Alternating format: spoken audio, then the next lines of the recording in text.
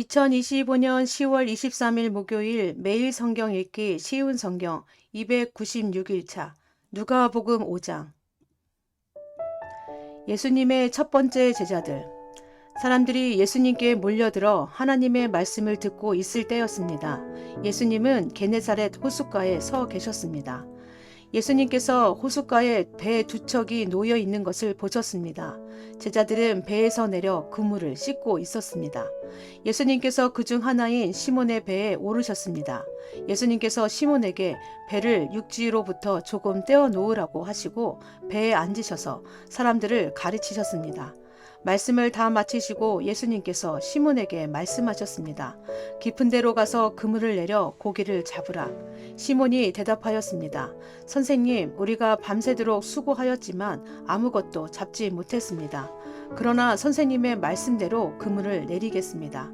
그대로 하니 고기를 그물이 찢어질 정도로 많이 잡게 되었습니다. 그래서 다른 배에 있는 동료들에게 손짓을 하여 도와달라고 하였습니다. 그들이 와서 고기를 두 배에 가득 채우니 배가 가라앉을 지경이었습니다. 시몬 베드로가 이것을 보고 예수님의 무릎 앞에 엎드려 말했습니다.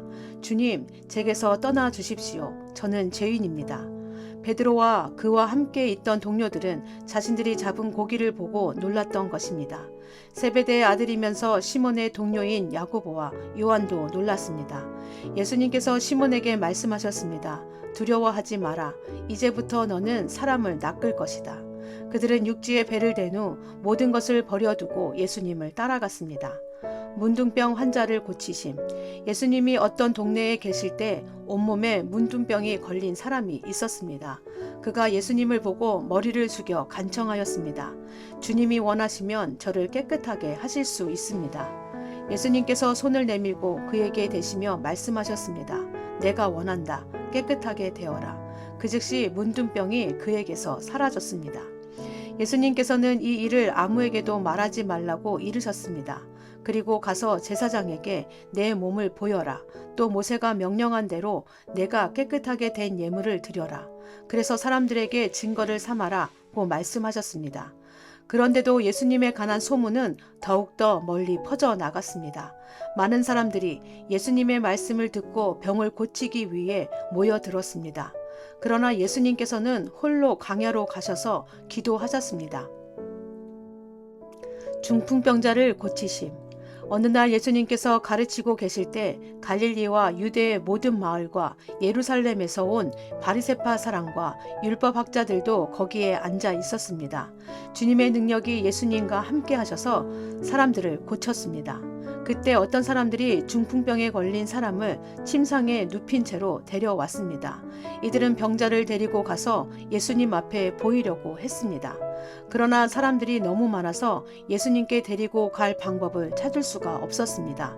그들은 지붕 위로 올라가서 지붕을 뚫고 환자를 침상에 누인 채 예수님 앞 한가운데로 매달아 내렸습니다. 그들의 믿음을 보시고 예수님께서 환자에게 말씀하셨습니다. 친구여, 내 죄가 용서받았다. 율법학자들과 바리새파 사람들이 속으로 생각하기 시작했습니다. 이 사람이 누구인데 하나님을 모독하는가? 하나님 외에 누가 죄를 용서할 수 있단 말인가? 예수님께서 그들의 생각을 아시고 그들에게 대답하셨습니다. 왜 마음속에 그런 생각을 하느냐? 내 죄가 용서받았다라고 하는 것과 일어나 걸어라고 말하는 것 중에서 어느 것이 더 쉽겠느냐? 그러나 인자가 이 세상에서 죄를 용서하는 권세를 가지고 있다는 것을 알려주려는 것이다. 예수님께서 중풍병자에게 말씀하셨습니다. 내가 말한다. 일어나 내 침상을 가지고 집으로 가거라. 그 즉시 그 사람은 사람들 앞에서 일어났습니다. 그리고 자신이 누웠던 침상을 들고 하나님께 영광을 돌리며 집으로 돌아갔습니다. 사람들이 놀라움에 사로잡혔습니다. 사람들은 하나님께 영광을 돌리고 두려워하며 말했습니다. 오늘 우리가 신기한 일을 보았다. 레위를 부르심. 그 후에 예수님께서 길을 가시다가 레위라는 세리가 세간에 앉아 있는 것을 보시고 그에게 말씀하셨습니다. 나를 따르라. 레위는 모든 것을 버려두고 일어나 예수님을 따라갔습니다. 레이는 자기 집에서 예수님을 위해 큰 잔치를 베풀었습니다. 거기에는 많은 세리들과 그 밖의 사람들이 함께 음식을 먹고 있었습니다. 바리새파 사람들과 율법학자들이 예수님의 제자들을 비방하였습니다. 왜 당신들은 세리들과 죄인들과 더불어 먹고 마십니까? 예수님께서 그들에게 대답하셨습니다. 의사가 필요한 사람은 건강한 사람이 아니라 병든 사람이다. 나는 의인을 부르려고 온 것이 아니라 죄인을 불러 회개시키려고 왔다. 금식에 대하여 사람들이 예수님께 말했습니다. 요한의 제자들은 자주 금식하고 기도를 합니다. 바리새파 사람들도 이같이 합니다. 그런데 당신의 제자들은 항상 먹고 마시는군요. 예수님께서 이들에게 말씀하셨습니다. 신랑이 결혼잔치에 손님들과 함께 있는데 이들에게 금식하라고 할 수 없지 않느냐. 그러나 그들이 신랑을 빼앗길 때가 올 텐데 그때는 금식할 것이다. 예수님께서 이들에게 비유를 말씀하셨습니다. 아무도 새 옷에서 한 조각을 떼어내어 낡은 옷에 붙이지 않는다. 만일 그렇게 하면 새 옷은 찢어지고 새 옷에서 떼어낸 그 조각이 낡은 옷에 어울리지도 않을 것이다. 아무도 새 포도주를 낡은 가죽 부대에 넣지 않는다. 만일 그렇게 하면 새 포도주가 그 가죽 부대를 터뜨려서 포도주는 쏟아지고 가죽 부대도 망가질 것이다. 새 포도주는 새 가죽 부대에 넣어야 한다. 아무도 묵은 포도주를 마시고 나서 새 포도주를 원하지는 않는다. 왜냐하면 묵은 포도주가 더 좋다라고 하기 때문이다.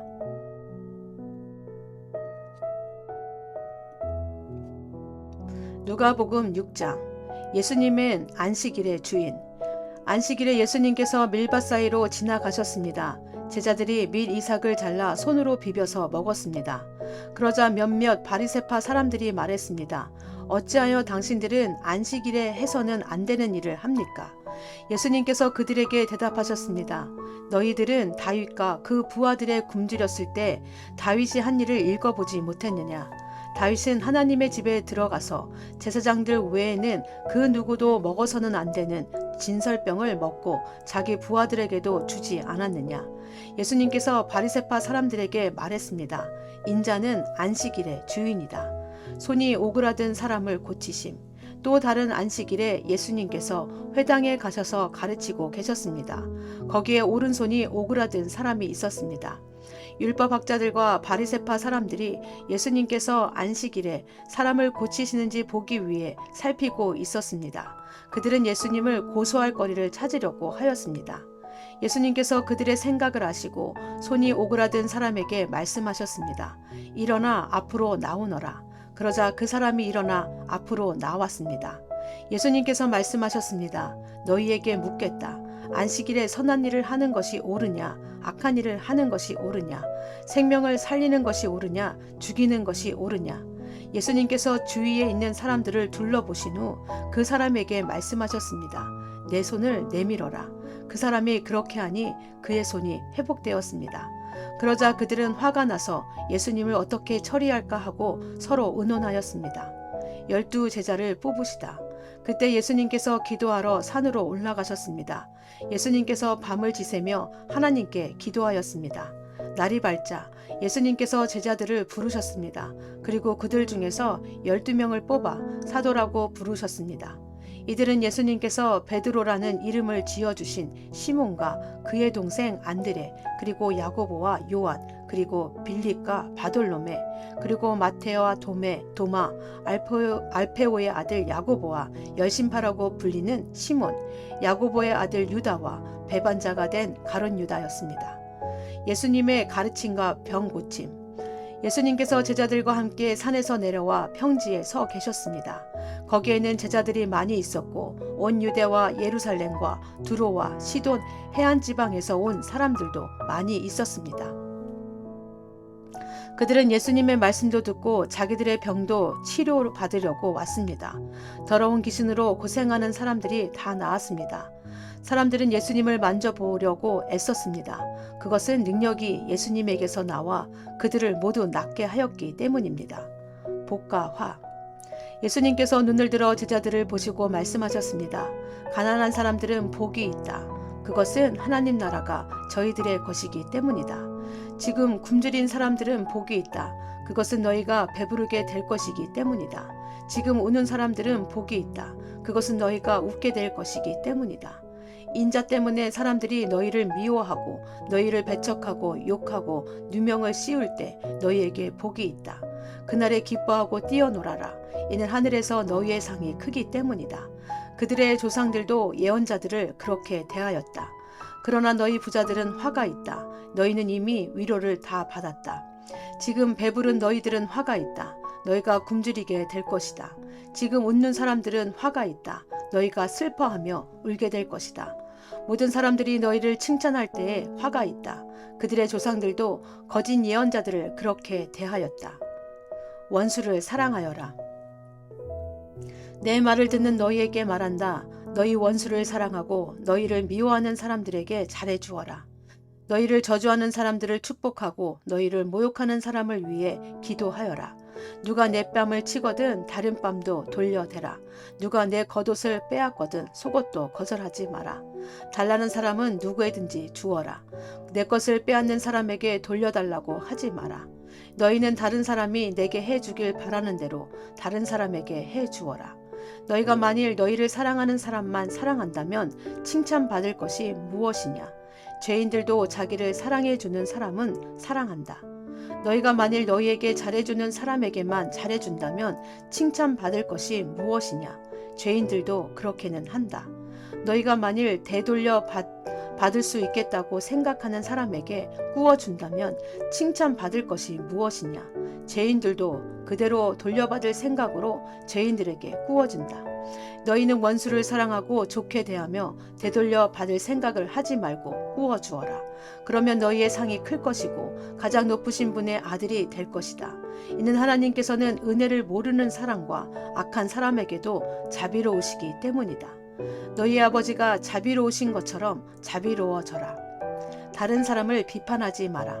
비판하지 마라. 그러면 너희도 비판을 받지 않을 것이다. 비난하지 마라. 그러면 너희도 비난을 받지 않을 것이다. 용서하여라. 그러면 너희도 용서받을 것이다. 주어라. 그러면 너희에게도 주어질 것이다. 대를 누르고 흔들어 넘치도록 재어서 너희의 품에 안겨주실 것이다. 너희가 남에게 줄 때에 잼 분량만큼 너희가 도로 받을 것이다. 그리고 예수님께서 이런 비유를 그들에게 말씀하셨다. 보지 못하는 자가 보지 못하는 자를 안내할 수 있느냐? 둘 다 구덩이에 빠지지 않겠느냐? 학생이 선생보다 더 나을 수 없다. 그러나 누구든지 다 배우고 나면 선생과 같아질 것이다. 어찌하여 너는 형제의 눈에 있는 작은 티는 보면서 내 눈 속에 있는 큰 통나무는 보지 못하느냐? 내가 자신의 눈 속에 있는 큰 통나무는 보지 못하면서 어떻게 형제에게 형제여 내 눈 속의 티를 빼어 주마 라고 말할 수 있느냐? 위선자여 우선 내 눈 속에 있는 통나무나 빼내라. 그런 다음에야 내 눈이 잘 보여서 형제의 눈 속에 있는 티를 뺄 수 있을 것이다. 열매로 나무를 안다. 좋은 나무가 나쁜 열매를 맺을 수 없고 또 나쁜 나무가 좋은 열매를 맺을 수 없다. 나무마다 그 열매로 안다. 가시나무에서 무화과를 얻을 수 없고 가시덤불에서 포도를 딸 수 없다. 선한 사람은 그 마음에 선한 것을 쌓았다가 선한 것을 내고 악한 사람은 그 마음 속에 악한 것을 쌓았다가 악한 것을 낸다. 왜냐하면 사람은 그의 마음 속에 쌓여 있는 것을 말하기 때문이다. 바위와 모래 위에 지은 집. 너는 나에게 주여 주여 하면서 왜 내게 말한 것은 행하지 않느냐? 누구든지 내게 와서 내 말을 듣고 그대로 하는 사람이 어떠한 사람과 같은지 너희에게 보여주겠다. 그는 땅을 깊이 파고 바위 위에 기초를 놓고 집을 짓는 사람과 같다. 홍수가 나서 물이 세차게 들이치나 그 집을 넘어뜨릴 수 없다. 그것은 집이 잘 지어졌기 때문이다. 그러나 내 말을 듣고도 그대로 행하지 않는 사람은 기초 없이 땅 위에 집을 지은 사람과 같다. 물이 들이차지자 그 집이 즉시 무너졌고 피해가 컸다. 아멘.